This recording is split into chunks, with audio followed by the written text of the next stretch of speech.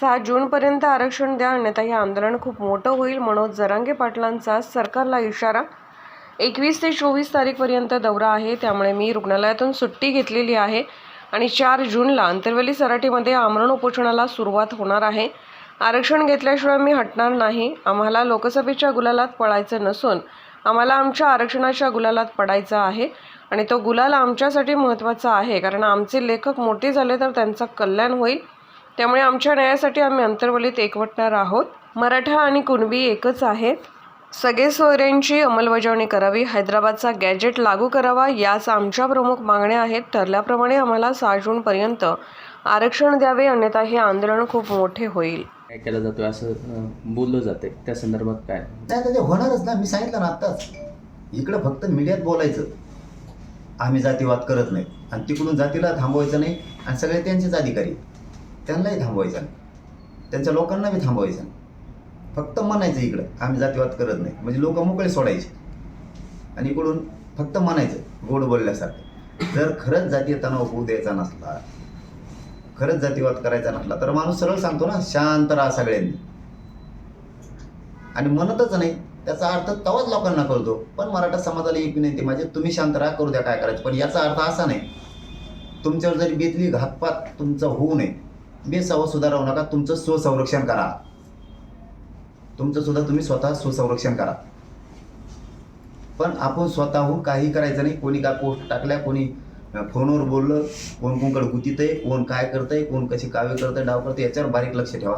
एक महिनाभर शांत राहा. आपण समोरच्याने ज्यांना आपल्याला सांगितलं त्याला सांगू, असा महिन्यात अन्याय झाला, आता काय करायचं सांग. आपण मराठा आता शांत केलेला आहे आणि मराठ्यांनी शांत राहावं. 2 गोष्टीवर फोकस करा. 4 जूनला आमरण उपोषण आपण ताकदीनं तो लढा लढायचा आणि आपले लेकरं मोठे करायचे. आपल्याला त्या गुलालात आनंद आहे. नाहीच अन्याय बंद झाला तर सत्ता गोरगरिबांनी हस्तगत करायची, म्हणजे तुमच्यावरचं सगळे दलितरी जाईल, अन्याय जाईल आणि कोणी मग ते बरोबर होते. सगळं स्वतःसारखं सरळ होते. आपण आता शांत राहा. एक मोठ्या सभा घ्यायची किंवा सातत्याने बोलत राहायचे, ते काय तुमच्याबद्दल सातत्याने आता सध्या काही बोलताना दिसत नाही तुमच्याबद्दल?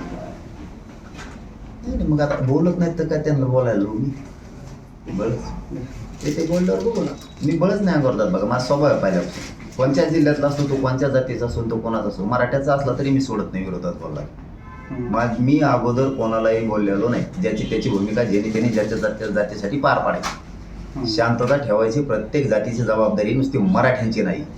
मराठ्यांनी काय ठेका घेतलेला नाही, हमेशा शांततेची.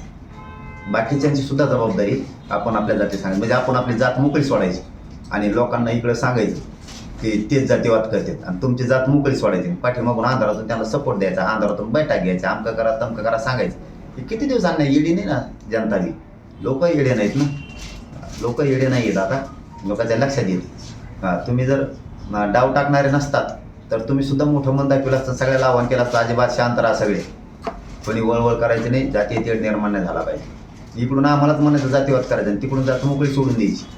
एवढे दूधकुळे लोक नाही आहेत. आता बघू, चला जाऊ दे, त्या विषयात काही नाही. आम्ही आता जाहीरपणाने सांगितलेले समोरच्या सुधारायला एक संधी द्या. आपण मराठा समाज शांत राहा. 3 दिवसापासून शांत आहे मराठा. पहिलाही शांत होतो, ते मुद्दाम डवचित येत तरीही मराठा शांत आहे. 1 महिनाभर बघू, शांत राहू. आपल्याला जे शहाण्या माणसाने सांगितले ती भूमिका आपण पार पाडली. शांत राहा, सगळ्यांना बघत राहा कोण काय करते.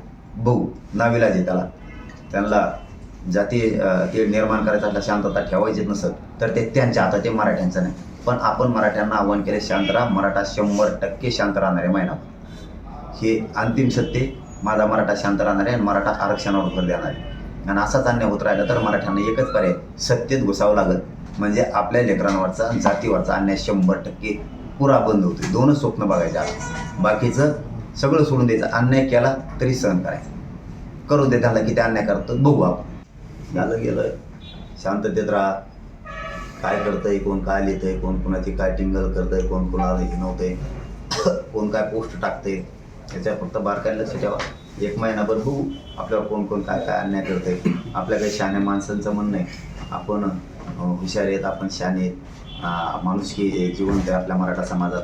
आपणच शांत राहायचं आव्हान करा. आम्ही परवाच केलं, शांत राहा. दुसऱ्याला आम्ही काय आव्हान करणार? त्यांना काही गोष्टी घडूनच आणायच्या, त्याला मराठा समाज काय करू शकतो? त्यांचा आता पहिल्यापासून उद्योगच आहे की शांतता राहू द्यायची नाही, जाती तेढ निर्माण करायचा, जातीला एकत्र सुखानं नांदू द्यायचं नाही, हिनवायचं, बोलायचं, मुद्दाम अपमानास्पद शब्द वापरायचे, ते त्यांची सवय आहे. त्यांना त्यांच्याच लोकांनी सांगितलं पाहिजे ना की जाती तेढ निर्माण नाही झाला पाहिजे, शांतता राहिली पाहिजे. हे उच्च प्रतीचे नेते त्यांनी सांगितलं पाहिजे ना. राज्य त्यांनी हाताळायचं, जिल्हा त्यांनी हाताळायचा, पालकत्व त्यांनी घ्यायचं, पालकमंत्री ते अधिकारी त्यांचे, त्यांनीच आव्हान केलं पाहिजे ना.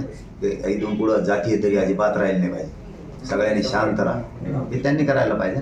त्यांना का बळच सांगायचं करा.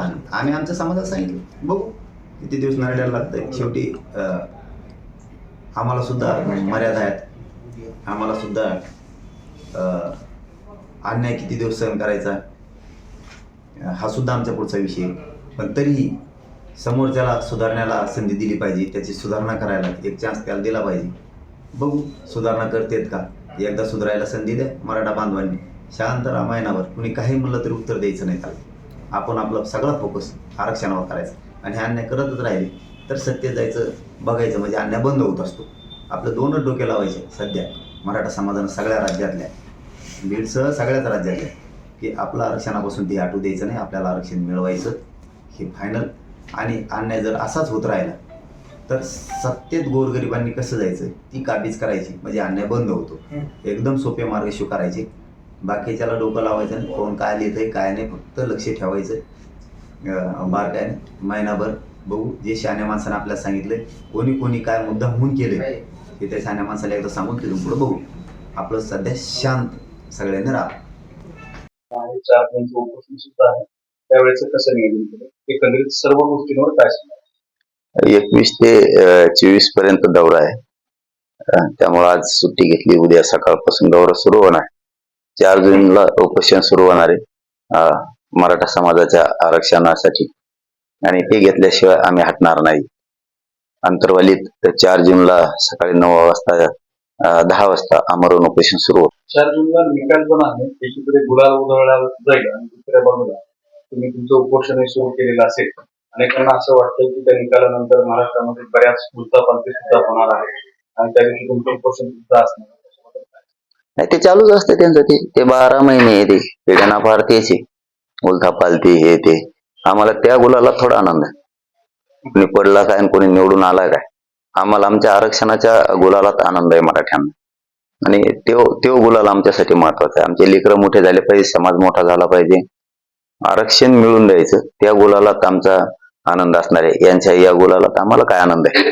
त्यामुळं आम्ही ही तारीख 3-3.5 महिन्यापूर्वी डिक्लेअर केली 4 जूनची, आज नाही केली. आणि आपण सगळे पत्रकार बंधू त्याला साक्षीदार आहे. त्यामुळे 4 जूनला आमरण उपोषण होणारच कुठल्या परिस्थितीत. त्यांचं तिकडं निकालाचं चालू राहील. त्यांच्यात आम्हाला काय मराठ्यांना आमचं काय होणार आहे त्यात भलं. आमच्या गोरगरीब महाराष्ट्रातल्या करोडो मराठ्यांचं काय भलं होणार. त्यामुळे आम्ही आमच्या लेकरासाठी सगळे महाराष्ट्रातले मराठी अंतरवालीत झुंजणार आहेत न्यायासाठी. हे शांततेचं युद्ध आहे, शांततेत सुरू आहे. आम्ही हमेशाच आंदोलन शांततेत करतो आणि मिळवणार. आत्ताच्या ह्या नेमक्या मागण्या काय काय असणार आहेत, सरकारला अल्टिमेटम काय असणार. मराठा आणि कुणबी एकच हा कायदा पारित करायचा. सगळ्या स्वरीची अंमलबजावणी त्यांनी करायची. ज्या केसेस मागं घ्यायच्या ठरलेल्या त्या घ्यायच्या. हैदराबादचं गॅझेट लागू करायचंय. शिंदे समितीला पण 1 वर्षाची मुदत वाढ द्यायची. हे एकूण मागण्या सरकारला ज्या माहिती आहेत त्या सगळ्या आहेत त्या पूर्वीच्याच आहेत. नवीन मागणी काय नाही. त्यासाठी आम्हाला 9 महिने जावं लागले. त्यानंतर आंदोलनाला 9 महिने होते. आता सगळा मराठा आम्हाला आनंद आहे कोणाच्या निकालात किंवा कोणाच्या निवडणुकीत नाही. त्यांचा गुलाल डोक्यात घेऊन आमच्या पोरांना का फाशी घ्यायला लावता का. त्यांचं सुरूच राहील. त्यामुळं आम्ही आमचा गुलाल उधळण्यासाठी 4 जूनला महाराष्ट्रातले मराठी स्वतःच्या लेकरासाठी अंतरवलीत लढणार आहे. माझ्या गोरगरीब मराठ्यांच्या करोडोंचे लेकर मोठे झाले पाहिजेत, नोकऱ्याला लागल्या पाहिजेत, शिक्षणात त्यांना सवलती मिळाल्या पाहिजेत. आता जून मध्ये ऍडमिशन सुरू होते, त्याच्या आत हे जर सगळं लागू झालं तर माझ्या मराठ्यांचा खूप मोठा फायदा होणार आहे. म्हणून महाराष्ट्रातल्या मराठा समाजाला हेच आव्हान आहे की आपल्या लेकरासाठी वेळ द्यायचं, शिकायचंय. हे काय येते जाते निवडणूक येत्या जात्या, कुणी पडन निवडून ये, आपल्याला त्यात काय रस नाही. आणि त्याच्यात कुणी इंटरेस्ट घेऊ नका. मागही समाजाने घेतलेलं नाही, इथून पुढे पण घेऊ नका. आपलं आरक्षणाचं बघा. आपल्या आईबापाचं स्वप्न असतं आपलं लेकरू मोठं झालं पाहिजे. ते स्वप्न पूर्ण करण्यासाठी 4 जूनला अंतरवाली सराटीत आमरण उपोषण आहे. आपल्या मराठ्यांनी सगळी तिथं शक्ती वापरावी. मला पाठबळ सगळ्यांनी आशीर्वाद द्यावं. आपले लेकर आपल्याला मोठे करायचे, त्याच्याकडे सगळ्यांनी देण द्यायचं, बाकीच्या गोष्टीकडं शून्य लक्ष द्यायचं, बाकीच्या गोष्टीला महत्व द्यायचं नाही. सगळ्यांनी राज्यात शांतता राहायचं, शांततेत हे करायचं. या राज्यात कुठे शिक्षक आंदोलनाचा प्रोग्राम दिलेला नाहीये. सगळे अंतरवलीतच बहुतेक येणार आहेत आम्हाला पाठबळ आणि आशीर्वाद द्यायला. आपण एका जागेवरून सगळं मिळू समाजाला आपल्या. त्यामुळे बाकीच्या गोष्टीत आता लक्षच घालायचं नाही. कुठल्या कोणाचं काय ताणतणाव असो, कोणाचा काय असो, लक्ष द्यायचं नाही. हे जर आपल्यावर होणारा अन्याय जर बंद करायचा असला, आपल्याला आरक्षण घेणं गरजेचं आहे आणि सत्ता पण हस्तगत करणं गरजेचं आहे.